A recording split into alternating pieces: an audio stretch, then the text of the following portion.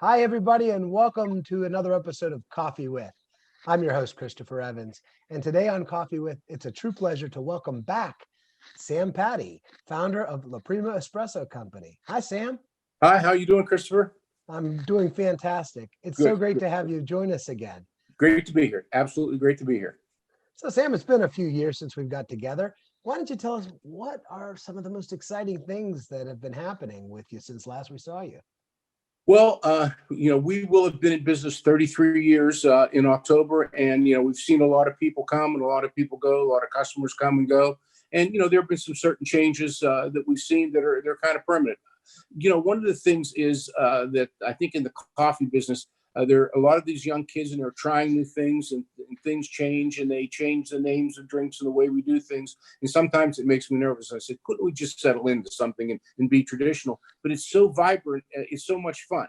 And so I really enjoyed the fact that the people really love the coffee business and they want to change. They want to make it better. They're looking for new ways to do things. And a couple of things that I've noticed is the cold brew coffee, it's not going anywhere. It's not a fad, and that's one of the things that's really exciting. The other thing is that sometimes it's a little bit difficult for us is all the non-dairy milks, so to speak. So we have soy milk, we have almond milk, we have oat milk. So there are some significant changes going on. Maybe the at least in Pittsburgh, the number of coffee shops, the number of roasters. It's just magnanimous. There must be at least 10 roasters in Pittsburgh and probably 50 coffee shops. So lots of fun. Well, it sounds like, Sam, you guys have done a great job in adjusting with the changing tastes of the consumer. What do you think is the key reason that coffee is still so very popular? Well, I mean, it's one of those night and day drinks. It's one of those drinks that when we want to sit down and relax, we have a coffee. When we're tired, we need to wake up, we have a coffee. So it just does so many things. It's a product you can drink early in the morning, late at night. I think it's something that has some kind of a social magnet in it. It just pulls us together to say, let's get social here. Let's go talk. Let's go relax. Oh, gee, I just met you. Well, we could do some business together. Let's have a coffee together. So it's just an easy way to get together and I think exchange some ideas. I think in the old days when it started in England, they were called penny universities because for a couple of pennies, you could go and have a coffee and have a pretty exciting intellectual exchange. So it's still that. Yes, that's really true. There is some kind of magic about the neighborhood coffee bar or your favorite coffee spot anywhere for folks. With that competitive landscape, how do you address such a competitive market? What do you do to keep ahead of the trends and keep the stores full? We really just try to pay attention.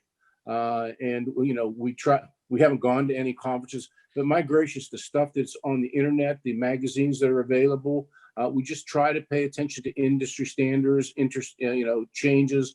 I think when we travel, we try to go to coffee shops, see what they're doing. So I think it's a curiosity about how can we always try to get better. And we're very, very, very conscious of that. It's not like we don't make mistakes, but we want to stay up with trends. We don't want to fall into fads. So it's just absolutely an effort. I think that being able to change is one of the real keys to success in business because the landscape changes all the time. So if you're not willing to change, so if you look at athletics, if you look at, let's say, what schools are doing in terms of new techniques and approaches to learning in medicine, and new procedures, you just have to be willing to change. So that's it. It sounds like a top-down approach to continuously improving the product and the store experience. When you say top-down, I like my employees and I trust them. And if we have a problem, especially like let's say within the roaster, well, how are we going to do this? I don't have the answers.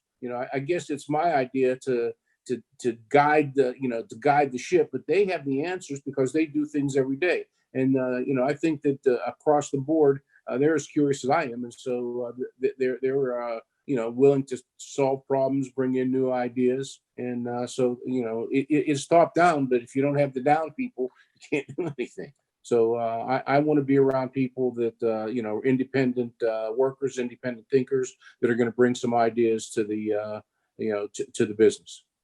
In food and beverage, there's a lot around brand collaboration right now. And I know LaPrima is available in select grocery stores. What are some of the other ways that folks are able to get the product? Can I tell you that we're going to end up somehow in this conversation talking about the pandemic?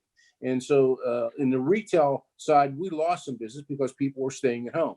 On the other hand, because we sell to Giant Eagle and Whole Foods and Fresh Market, and those places were really really busy. That helped us on the wholesale side. The other thing that happened is that several years ago we said we really have to kick up our game with the web sales. We use a framework called Shopify, which is a pretty well known framework for selling online. And we tried to get it going. We would make small improvements, but when the pandemic came, that really kicked off our website sales. And so I think that's one of the ways so if you live in the North Hills or out in Butler County, how do you get LaPrima? It's a little bit of a long ride every week to the Strip, but we sell on the web. And so that's been a great part of our business through the pandemic. And it's really a way to get your product out there. I remember years ago going to a coffee roaster and having an exchange of ideas in California, in Palo Alto. And I thought, well, gee, what's the big deal if this guy invites me to his roaster and I talk to him? I'm not competition. Today, I can be competition for him because of web sales. Are there any things that you're particularly excited about that you see on the horizon for the business? I've spent a goodly amount of time in Italy, and in Italy, in the cities and the towns, you can sort of rent a parking space in front of your business for tables and chairs and for customers. And I thought, man, I'd love to have the parking space in front of our store in the Strip, so that you have some place for people to have a cup of coffee outside, especially in the nice weather. I can't imagine 5 years ago going to the city and saying, look, can I have the parking place to put some tables in front of the store? They said, you can't take a parking place to do that. Well, if you drive downtown right now, you see a lot of people out on the street. And I think it's a wonderful thing. It's a good use of the land. Does it affect parking? You know what? People will find a place to park. And so it's just so delightful to go downtown and see people having their dinner out on the street. And so I think that's going to have a long lasting effect. And like I said, I'm going to be in a fist fight. I have a permit until the end of December, like everybody else. And I think the city's going to make the right decision and say, look, let's codify this so that we can use those streets, because it's a wonderful atmosphere. It's a European atmosphere. Absolutely. And a good crowd is a good problem to have for Yeah, sure. yes. I mean, Penn Avenue is absolutely fantastic. And then there's a street in Oakland that's closed for seating. There's a street in the Strip, I think it's 20th Street, right off of Smallman Street, that's closed for opening, for tables and chairs. So it's nice. And I think, they could probably garner some permit money for that. And it has a value. So it could work for everybody, I think. Well, as a big fan of your coffee, it'll be exciting to see all the things that are coming along and seeing how the business continues to progress and grow.